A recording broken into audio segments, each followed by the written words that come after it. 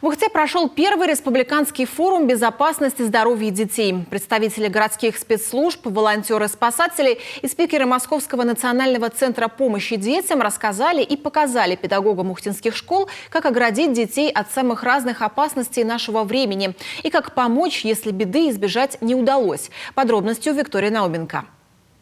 Зажимаем нос, делаем 2 вдоха. И также продолжаем делать компрессии.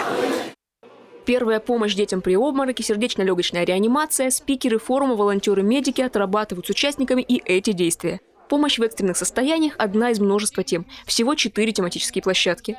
Говорят и о правилах пожарной безопасности, безопасного поведения на водоемах, на дороге. Кстати, именно ДТП на сегодняшний день – самая частая причина травматизма среди детей. Сотрудники ГИБДД разбирают ситуации на конкретных недавних примерах.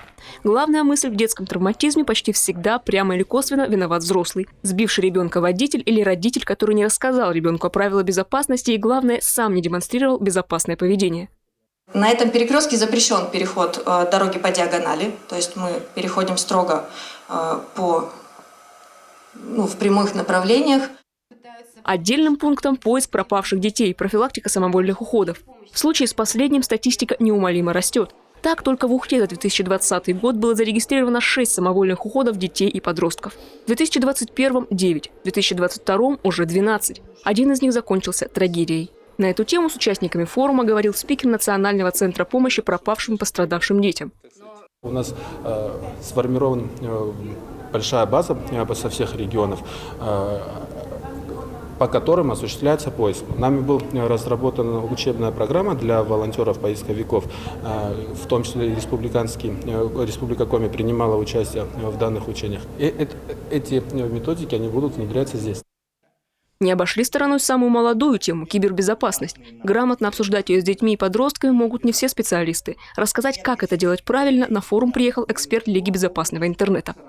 В 2023 году на самом деле очень сильно развились течения по деструктивному контенту, деструктивные сообщества, имеется в виду это разного рода опасные группы, опасные публикации, опасный контент. Опасный он, потому что он доводит людей до причинения себе или окружающим физического вреда или до вреда психологическому здоровью людей.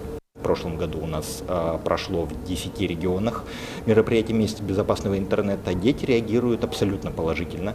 Педагоги рады, что у них теперь есть материалы, что у них теперь есть чем работать и что рассказывать. Дети рады тому, что этому вопросу их жизни уделили внимание. Идея провести такое мероприятие в Ухте принадлежит автономной некоммерческой организации «Ухта-Спас». За последних 2 года благодаря сотрудникам центра и волонтерам в Ухте были спасены 260 человек, в том числе детей. Привлечение федеральных экспертов, информирование педагогов может сделать эту работу еще эффективнее или вовсе предотвращать беду. Так как полностью мы предотвратить, конечно, все трагические и несчастные случаи мы не можем, наша задача хотя бы минимизировать процент на территории Республики Коми в связи с тем, что очень высокий травматизм. Как резюмирует сам организатор, первый форум прошел успешно. В планах ежегодно собирать в таком формате специалистов спецслужб и экспертов разного, в том числе федерального уровня.